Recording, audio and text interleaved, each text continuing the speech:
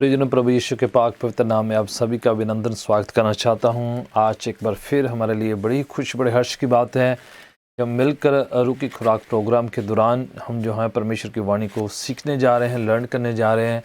और जितने लोग मुझे डिफरेंट अलग अलग प्लेटफॉर्म पर वॉच कर रहे हैं, मैं चाहूँगा कि हम थोड़ी देर, जितनी देर हम प्रभु की वाणी को सुनते हैं, उस समय सारे डिस्ट्रैक्शन को हम दूर करते हुए पूरा ध्यान, पूरा तवज्जो जो है परमेश्वर की वाणी को और ध्यान देंगे। हम सीखेंगे, लर्न करेंगे।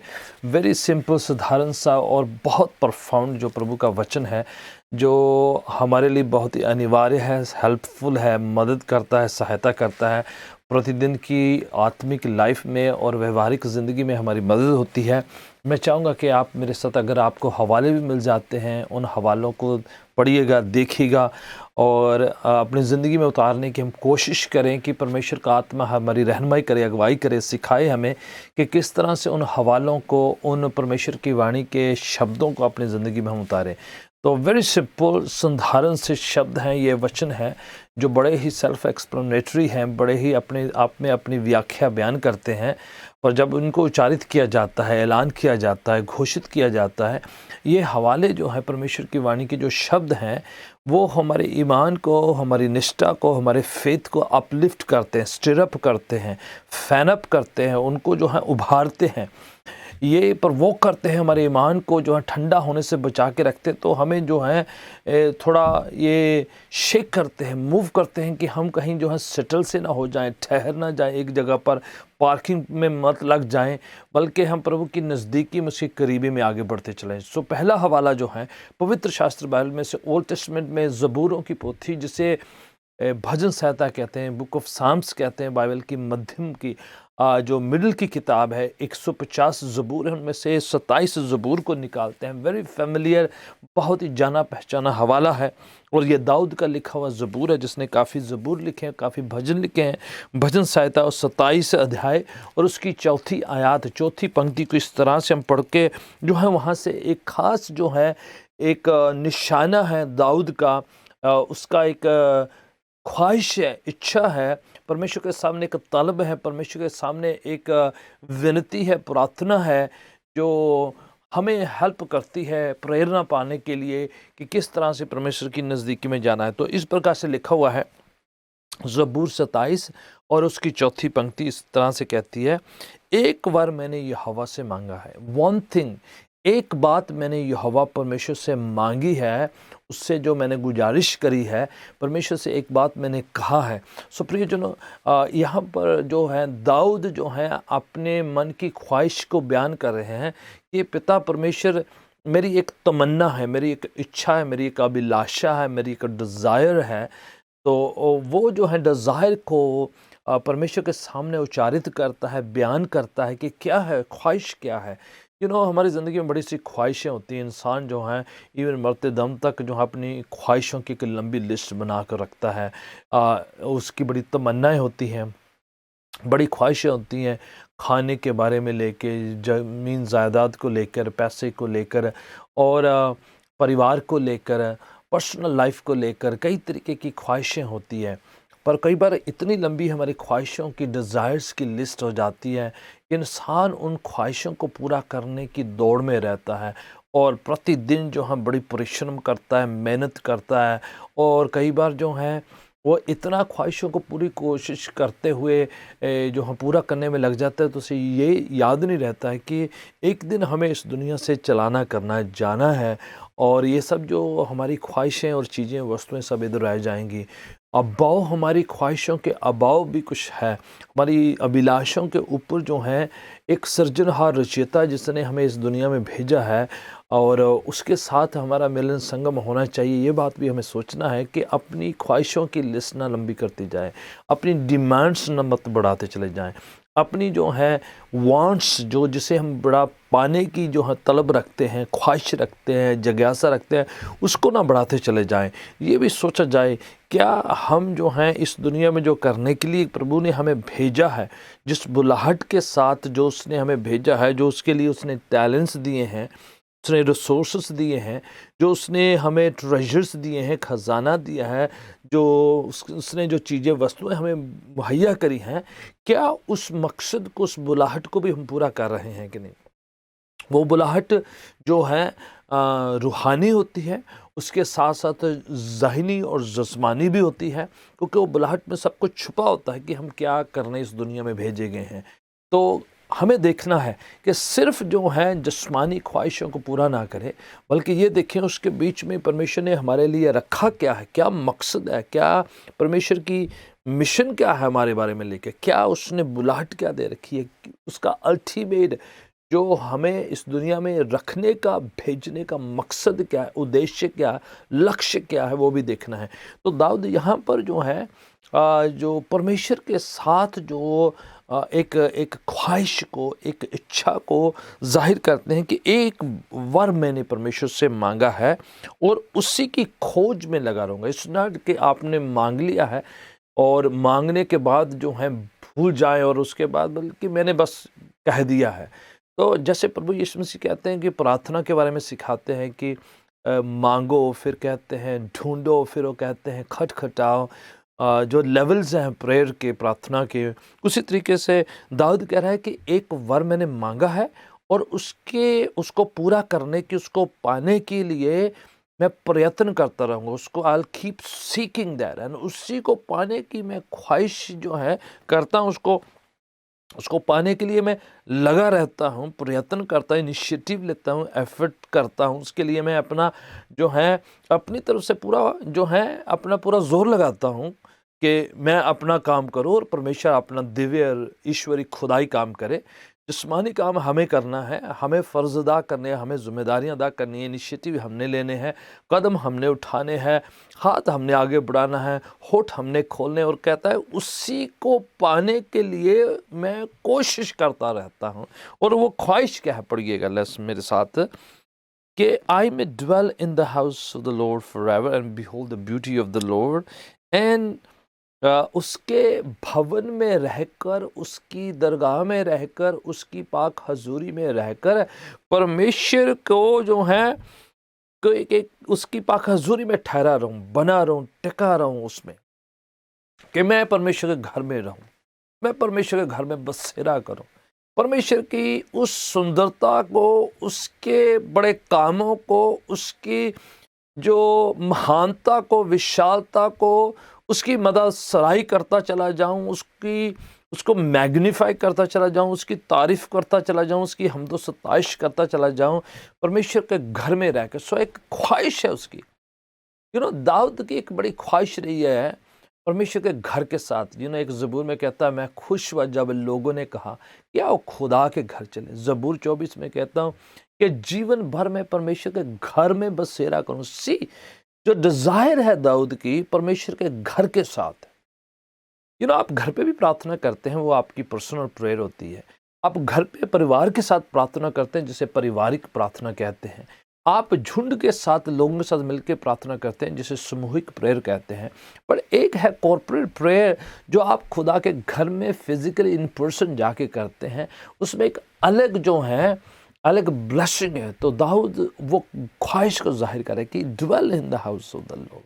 एक ज़बूर में लिखा है कि मेरे से अच्छे तो वो चिड़ियों के जो छोटे छोटे बच्चे जिन्होंने घोंसले बना रखे हैं। वो कहता है कि वो छोटे छोटे स्पैरोज़ ने अपने घर बना रखे हैं, घोंसले बना रखे हैं। मुझसे बेहतर तो वो कि खुदा के घर में हमेशा बसेरा करते हैं। एक ज़बूर में कहता है, मुझे तो अपने घर का दरबान रख ले, गेट कीपर रख ले, मुझे कोई पदवी नहीं चाहिए, कोई ओहदा नहीं चाहिए, मुझे कुछ जो मोतबर नहीं बनना, उसमें बड़ा जो है कुछ ऐसा नहीं बनना। I just want to serve the lord. मैं वहाँ पर रहकर दूसरों के लिए दरवाज़ा खोलना बंद करना चाहता हूँ, उसकी सेवा टहल करना चाहता हूँ। समहाउ किसी न किसी तरीके से खुदा के घर पे टिका रहूँ, उसके साथ जो है बना रहूँ।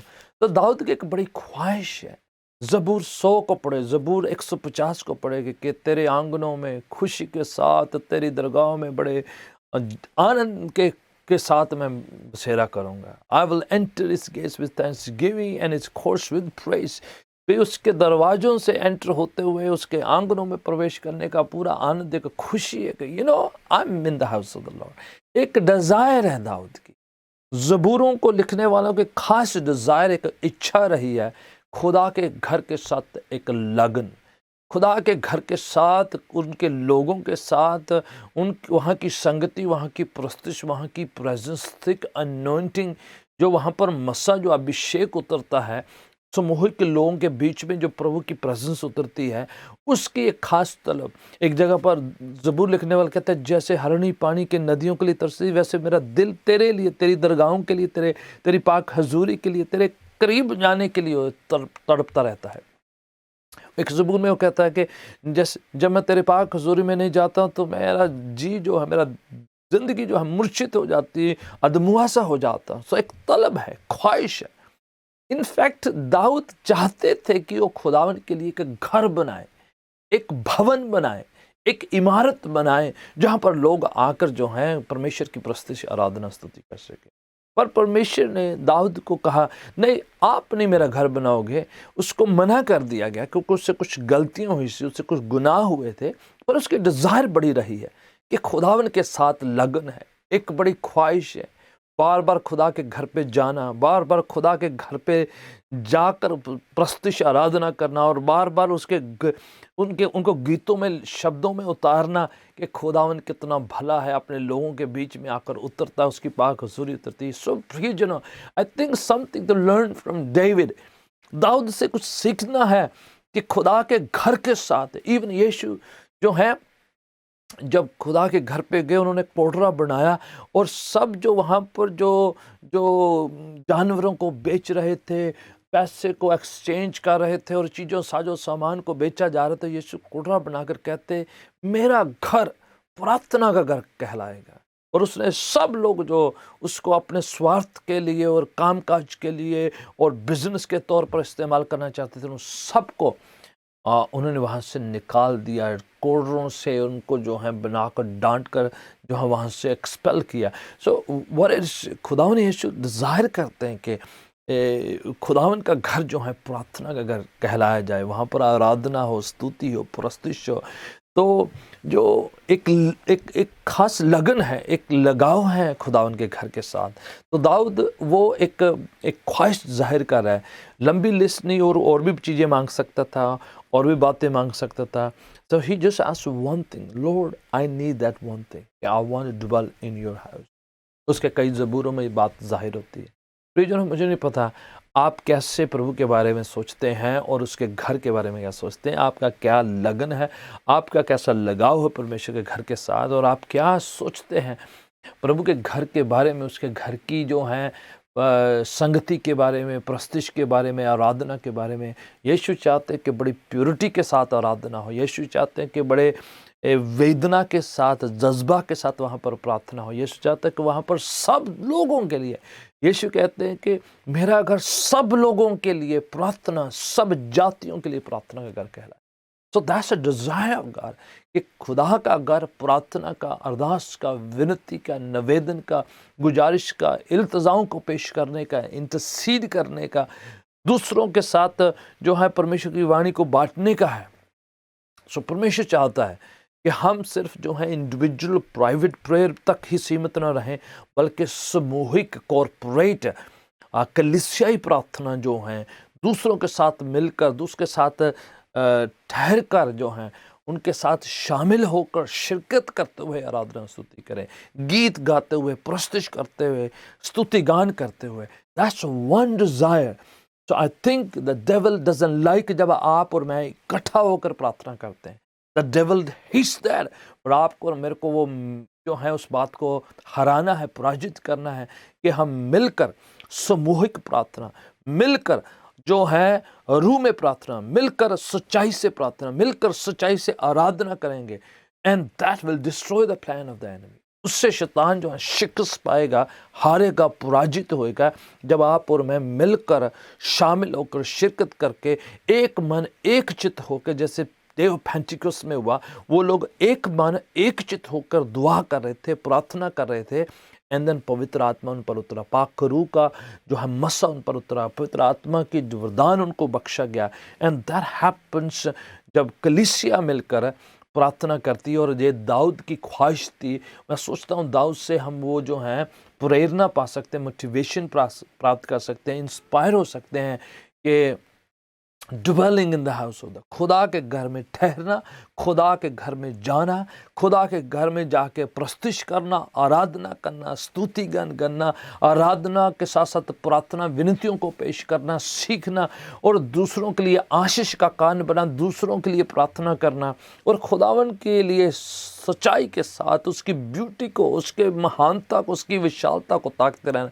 In fact not looking for people, not looking for the people stuff, rather कहता कि तेरे घर पे जाके तेरी महानता को, तेरी सुंदरता को, तेरी विशालता को, तेरे को मैं निहारता रहूं, देखता रहूं, और तेरी प्रस्तुति करता रहूं, दैट्स व्हाट, तारीफ करता रहूं। जब आपको और मेरे को मौका मिलता है खुदा के घर में प्रस्तुति करने का, आराधना स्तुति करने का, तो जो फाउंटेन की तरह, चश्मे की तरह फूट जाना चाहिए हमारी प्रस्तुति जो है, हमारी प्रस्तुति आराधना जो है, रूह सच्चाई वाली जो है, वो चश्मे की तरफ फूट जानी चाहिए कि yes this is what we came to do, यही तो हम करने के लिए आए थे, और यही एक डिज़ायर तो दाऊद की थी, और यही हम मांगते हैं कि खुदावन तेरे घर पे आके तेरी प्रस्तुति। सो ज़्यादा चीज़ों की लिस्ट ना बनाकर एक चीज़ जो है उसके पीछे पड़े, और वो है खुदावन की पाक हजूरी, संगति के साथ, लोगों के साथ सामूहिक तौर पर मिलकर सबके साथ बर्दाश्त करके सहन करते हुए, चाहे सब लोग आप जैसे नहीं हैं, सब आपको पसंद करते भी नहीं होंगे, आप भी सबको ना पसंदीदा होंगे, उसके बावजूद एक साथ मिलकर प्रस्तुति, आराधना, स्तुति, अरदास विनती को पेश करने का है। And that's what it is to destroy the plans of the enemy, कि वो नहीं चाहता कि हम इकट्ठे हों। यीशु इसलिए एक भेड़ जो खोगी थी, 99 को छोड़कर एक जो खोगी थी, उसको ढूंढकर झुंड में लेकर आए हैं, क्योंकि उसे पता है 99 जो है सेफ है, सिक्योर हैं, बड़े हिफाजत में हैं, बड़े अच्छी जगह पर महफूज हैं, सुरक्षित हैं। एक जो है जो तन्हा है, आइसोलेटेड है, बाहर बिखरी हुई हैं, बाहर जो बहक गई है, गुमराह हो गया, उसको वापस जो है उस खत्ते में, उस गले में इकट्ठा करना है, उस झुंड में लेकर आना है। That's what the desire of the lord is. There are people who have isolated themself, जो हम बिखर चुके हैं, गुमराह चुके हैं, एलिनेट हो चुके हैं और अलग हो चुके हैं, उनको भी शामिल करना है, इकट्ठा करना है खुदावन के झुंड के साथ प्रस्तुति आराधना करने में, ताकि मिलकर हम शैतान का सामना करें, उसकी सारी योजनाओं को हम जो है निसफल कर सकें, नाकाम कर सकें, इन जीसस नेम आमीन। आगे बढ़ते हैं पवित्र शास्त्र बाइबल में से एक और हवाला मैं चाहता हूं कि आप लूका की इंजील में से मेरे साथ पढ़िएगा। अगर आपको मिल जाता है मैं आपके लिए पढ़ूंगा और आप सुनिएगा। जैसे आपको मिल जाता तो आप अपनी बाइबल में देख सकते हैं, सामने अगर आपके लिए आता है हवाला तो वो आप देख सकते हैं। लूका रचित सुसमाचार उसका 10वां अध्याय, चैप्टर 10, लूक्स गॉस्पेल चैप्टर 10 और उसकी 42 आयत, 42 वर्स, वेरी वेरी पावरफुल। ये छोटी प्रेयर मीटिंग है, छोटी सी प्रार्थना सभा है। लाजरस और उनके बहनों के साथ प्रभु यीशु बैथनी नाम के इलाके में उनके घर पे छोटी प्रेयर मीटिंग है, और वहाँ पर जो है प्रभु यीशु जो है पवित्र वाणी को सुना रहे हैं। हाउस प्रेयर मीटिंग है, कॉटेज मीटिंग है, just little cell prayer meeting है। सो जीसस जो है बड़ी ह्यूज मल्टीट्यूड को, बड़ी तादाद को भी प्रचार करते हैं। उसके साथ साथ वो छोटे घरों में प्रेयर मीटिंग करते हैं, छोटे छोटे जो हैं झुंड में भी, और वहाँ पर शिगिर्दी होती है, डिसाइपलशिप होता है, 1 to 1 जो है कन्वर्सेशन होती है, उनकी वार्तालाप होती है, सवाल जवाब होते हैं, और लोगों को जो है परमेश्वर की बादशाहत के लिए तैयार किया जाता है।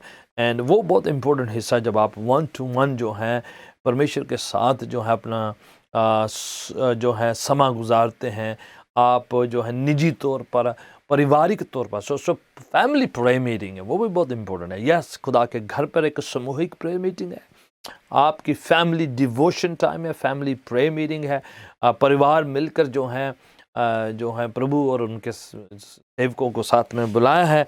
और यहाँ पर लिखा हुआ है चैप्टर 10 में हम पढ़ते हैं कि लाजरस और उसकी बहन जो हैं मरियम एंड मार्था, इन तीनों को नाम मेंशन किए हुए हैं। और मार्था जो है खाने पकवान बनाने में बड़ी व्यस्त है और बहुत बिजी है। ऑफ कोर्स जो है आप सेवा करने में अपनी गिफ्टिंग, अपने टैलेंट्स को इस्तेमाल करते हैं, पर ऐसा ना हो कि आपकी गिफ्टिंग, आपके टैलेंट्स जो हैं वो परमेश्वर की आराधना स्तुति के अभाव हो जाए। यस, गिफ्टिंग अच्छी है, टैलेंट अच्छा है, जो परमेश्वर ने आपको गुण वरदान दिए हैं उसको परमेश्वर की सेवा के लिए लगाएं। पर ऐसा ना हो कि वो जो वरदान है, वो जो गिफ्टिंग है, वो जो आपका जो स्किल है, आपका जो हुनर है, आपको जो प्रभु ने दिया है, वो जो है इतना हावी हो जाए कि उसमें खुदावन पिता परमेश्वर जो है उसकी जगह ना बचे। इतना डिस्ट्रैक्टेड मत हो जाए, डिविएट मत हो जाए, अपने टैलेंट गिफ्टिंग को परमेश्वर के अबाव ऊपर मत लेके जाए। And that's what was happening. Martha loves to serve the lord, she likes it, she loves it. ये उसकी गिफ्टिंग है, सेवा करना, खाना बनाना, मेहमान नवाजी करना, पहुनाई करना, ये उसकी गिफ्टिंग है। To serve people and to serve the people of God, that's a beautiful thing. ये बहुत अच्छी बात है। पर ऐसा ना हो कि आप इतनी सेवा करें कि सेवा करते करते जो है एग्जॉस्टेड हो जाएं, बर्न आउट हो जाएं, इतने ज़्यादा आप खो जाएं कि आपके पास परमेश्वर के लिए टाइम नहीं है, और परमेश्वर की खिदमत के लिए टाइम नहीं है, परमेश्वर के चरणों में बैठने के लिए टाइम नहीं है, और आपका टैलेंट्स आपके प्रभु से ऊपर हो गया है। एंड उससे क्या होता है, आप धीरे धीरे जाने अनजाने जो हैं अपनी टैलेंट्स, अपनी गिफ्टिंग और अपनी सेवा, अपनी खिदमत को इतनी अहमियत देते हैं कि आप कई बार जो हैं उसमें जो है खो जाते हैं, और परमेश्वर को कई बार नाराज़ करना शुरू कर देते हैं। आप बहक जाते हैं, because talents has become a idol for you. जो आपकी गिफ्टिंग है, आपका स्किल जो है, आपके जो खुदा ने आपको जो वरदान नेमत दी है, वो आपके लिए एक परस्तिश का जो है हिस्सा बन चुका है। आप उसको इतना ज़्यादा अहमियत देते हैं कि खुदावन की हजूरी जो है वो जो है कॉम्प्रोमाइज़ हो जाती। And that's what happened.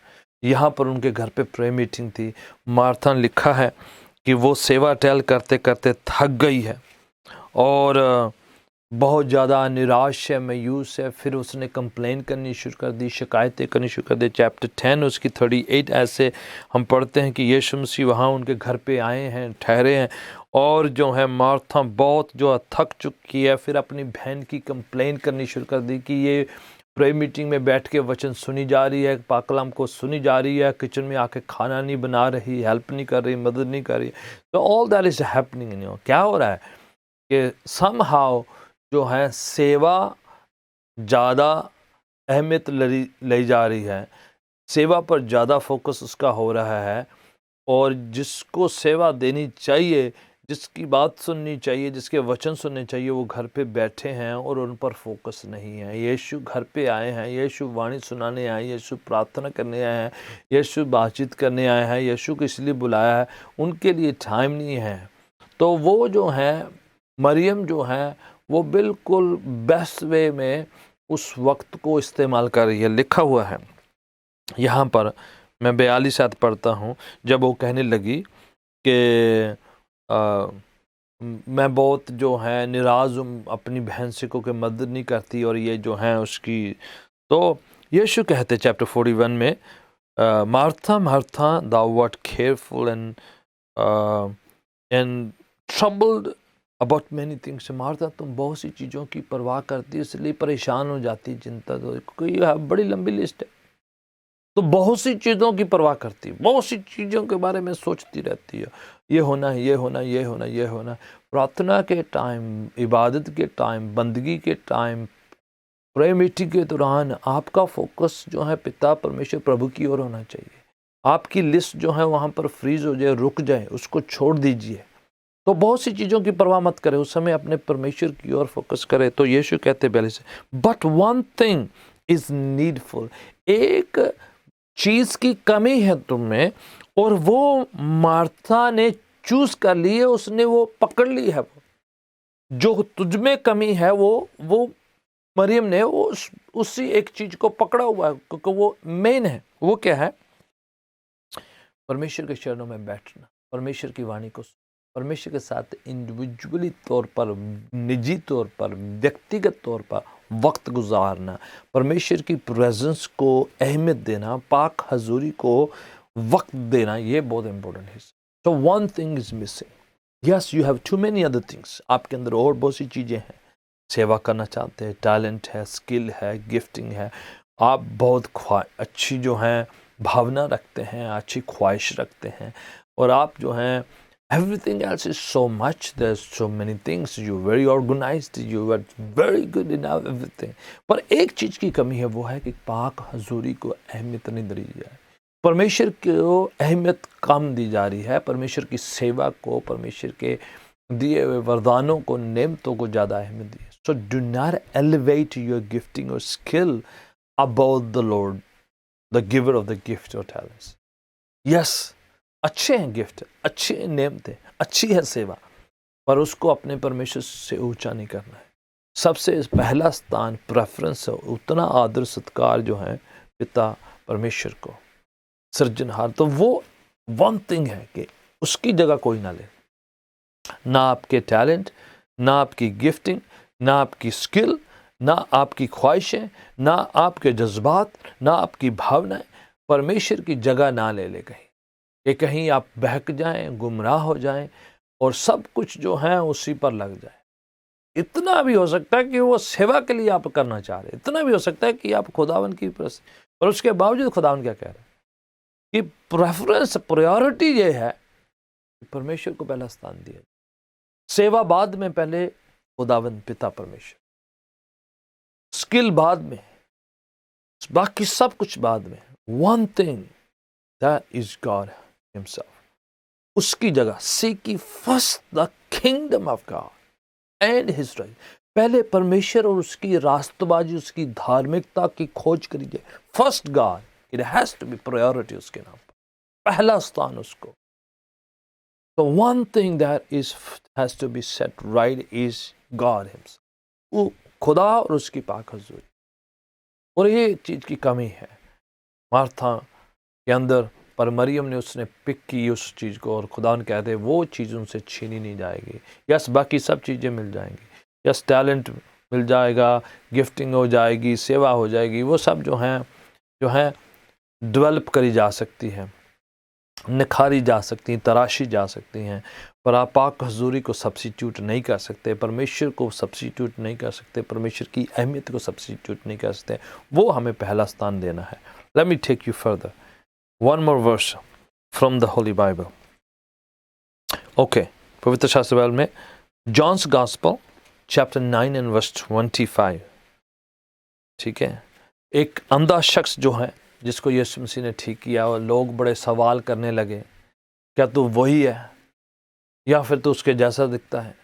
उसके पेरेंट्स को भी तंग करके, क्या ये आप ही का बेटा है? और फरीसी और सादूसी और तमाम सब लोग उसे बहुत जो हैं सवाल जवाब कर रहे, क्या वाकई आप जन्म से अंधे थे? क्या आप वाकई ऐसे थे? क्या फिर किसने उस आपको चंगा कि he had never seen Jesus, उसने यीशु को कभी नहीं देखा था। वो आदमी तंग हो गया, इतने सवाल, इतने प्रश्न, इतने सवाल जवाब जो है, इंटेरोगेशन उसको किया जा रहा है। वजह क्या है? वो जन्म से अंधा पैदा हुआ था और यीशु ने उसे चंगा कर दिया। यीशु चंगा करके जा चुके थे, उसने यीशु कभी देखा नहीं था, और लोगों को ये बात हजम नहीं हो रही थी कि यीशु ने इंसान को चंगा कर दिया है, और वो सोच रहे थे कैसे इंसान चंगा हो, ये तो बड़ा ही दुर्भाग्यशाली है, ये तो बहुत मनहूस है, ये तो अंधा पैदा हुआ था, गुनाह में पैदा हुआ, उसके पेरेंट्स गुनाह में पैदा हुआ, पता नहीं कितना उसने बुरे काम कर्म किए, इसलिए अंधा पैदा। So everything was against him, but Jesus healed him, so he testified. बोले वन थिंग आई नो, मुझे ज़्यादा बातें नहीं आती, ज़्यादा फ़िलॉसफी नहीं आती, ज़्यादा बहुत सी धर्म की बातें नहीं आती, मुझे एक पता है, पहले मैं अंधा था, अब मैं ठीक हो गया, और ये मेरी गवाही है। प्रेज़ गॉड, आमीन। प्रियजनों, मैं चाहता हूँ आपके पास से एक गवाही हो कि खुदा ने आपके लिए क्या किया है। आप पहले क्या थे, अब क्या थे, प्रभु ने आपके लिए क्या किया है। आपको इतनी फ़िलॉसफी नहीं आती है, मज़हब नहीं आता है, प्रिंसिपल सिद्धांत नहीं आते हैं, ग्रीक नहीं आती, हिब्रू नहीं आती, रोमन नहीं आती, पता नहीं क्या क्या नहीं आता है। That doesn't matter. सिर्फ आपको ये पता होना चाहिए कि आप पहले अंधकार में थे, अब ज्योति में है, रोशनी में। आप पहले गुनाहगार थे, आप प्रभु ने आपको बचा लिया। आप पहले शराबी थे, खुदा ने सारे शराब को हटा के आपको जो है मुबारक ठहरा दिया, ब्लेस कर दिया है। एक गवाही हो, यस, खुदावन में आप बचाए जा चुके हैं, हील हो चुके हैं, सेट फ्री कर दिए गए हैं, आज़ाद कर दिए हैं, माफ़ कर दिए गए हैं और यीशु ने अपना बच्चा बच्ची बना लिया। ये एक बात पता होनी चाहिए उस अंधे व्यक्ति की तरह, यस पहले मैं खोया हुआ था, अब मुझे खुदावन मिल गया है। Praise God. खुदावन आपको बहुत बरकत दे। Will continue to learn together. Next time this is discipleship training का टाइम है। मैं चाहूँगा आप लगातार सीखते जाएं। अगले प्रोग्राम में फिर से मैं कंटिन्यू आपको टीच करूँगा और आप खुदा उनके साथ बने रहें, अपनी साक्षी अपनी गवाही को बनाए रखें। God bless you all and see you next time in the same programme. God bless you all.